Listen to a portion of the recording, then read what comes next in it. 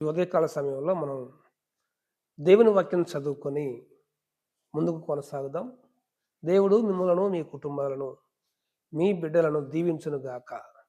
ప్రభునందు ప్రియమైన స్నేహితులారా, ఈ ఉదయకాల సమయంలో మనందరం కలిసి మత్తయి సువార్త 6వ అధ్యాయం 34వ వచనం చదువుకుంటే అక్కడ దేవుడు ఇలా మనతో మాట్లాడుతూ ఉంటాడు.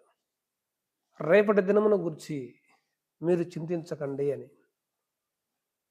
ప్రియమైన దేవుని బిడ్డలారా, మనిషి జీవితం ప్రతి క్షణం, ప్రతి దినం చింతల మధ్యనే కొనసాగుతూ ఉంది.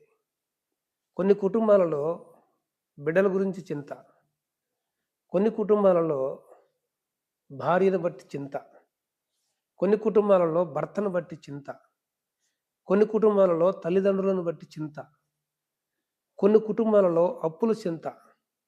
ఇలా చెప్పుకుంటూ పోతే మనిషి జీవితంలో ఎన్నో చింతలు ఎదురవుతూ ఉంటాయి.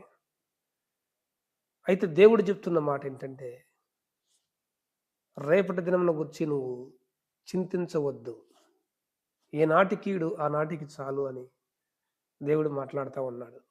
ప్రియమైన దేవుని బిడ్డలారా, నీ భార్యను బట్టి నువ్వు చింతపడి దిగులు పడి కుంగిపోయావా? నీ భర్త ఏదింపులను తట్టుకొని నలిగిపోయి ఇంతవరకు వేదనలో కొనసాగావా? అయితే దేవుడు నీతో చెప్తున్న మాట, రేపటి నుంచి నీకు చింత ఉండదు. నీ చింత యావత్తు దేవుడు తొలగించబోతున్నాడు. అవమానాల మధ్య నువ్వు జీవితం కొనసాగిస్తూ ఉన్నావా? రేపు దేవుడు నీ జీవితంలో కార్యం చేయబోతా ఉన్నాడు. రేపటి దినమున గురించి ఇక నువ్వు చింతపడద్దు. నీ చింత యావత్తు దేవుడు తొలగించి నీ తల పైకి ఎత్తబోతా ఉన్నాడు. ప్రభునందు ప్రియమైన దేవుని బిడ్డలారా, మనిషి జీవితంలో చింత ఎదురైనప్పుడు ఇక మన జీవితం అంతమైపోయింది, ఇక మన జీవితం లేదు అనుకుంటాం. మన జీవితంలో ఇట్లాంటి చింతలు ఎదురవుతున్నప్పుడు ఎంతో కుంగిపోయి దేవునికి దూరం అయిపోతూ ఉంటాం. అయితే దేవుడు చెబుతున్న మాట ఏంటంటే, నీ చింత యావత్తు నా మీద వేయమంటాడు. ప్రభునందు ప్రియమైన దేవుని బిడ్డలందరికీ హృదయపూర్వకంగా తెలియజేస్తా ఉన్నా, దేనిని బట్టి కూడా చింతించొద్దు, ఎక్కడా నువ్వు కుంగిపోవద్దు. భారం అంతా దేవుని మీద ఉంచు, నీ గురి దేవుని వైపు నిలుపు.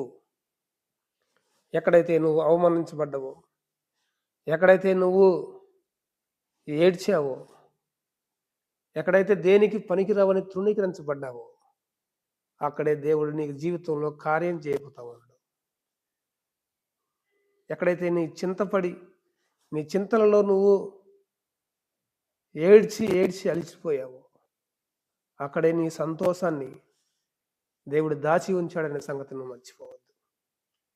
ప్రియమైన దేవుని బిడ్డలారా, నిన్ను ఏడిపించిన వారు, నిన్ను దుఃఖపెట్టిన వారు, నిన్ను హేళన చేసిన వారు, నిన్ను చిన్న చూపు చూసిన వారు సిగ్గుతో తలదించుకునే రోజు ఒకటి ఉంది.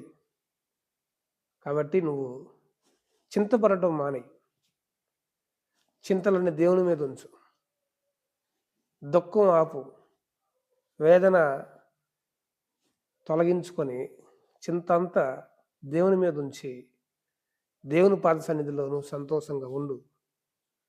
దేవుని మీద విశ్వాసంతో నువ్వు ప్రార్థన చేయి. ఖచ్చితంగా దేవుడిని చింత యావత్తు తొలగించి నీ తల పైకి ఎత్తుతాడు.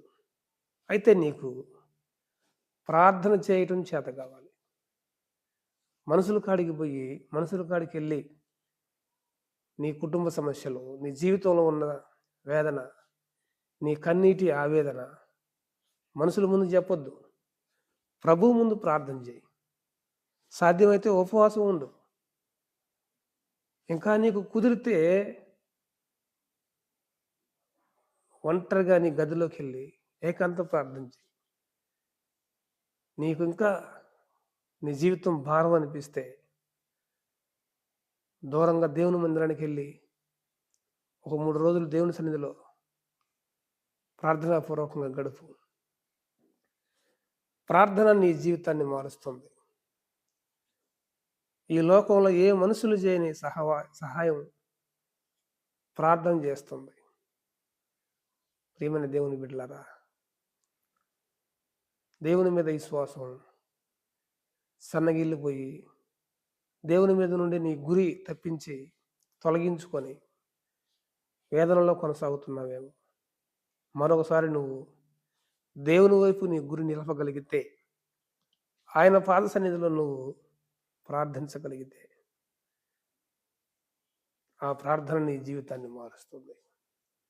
పౌలు గారు 3 రోజులు 3 దినాలు ప్రార్థన చేసినప్పుడు తన జీవితం విప్లవాత్మకంగా మారింది. అలాగే నీ జీవితం కూడా దేవుడు మార్చబోతాడు. విశ్వాసం ఉంటే ఈ ఉదయకాల సమయంలో మరొకసారి చింత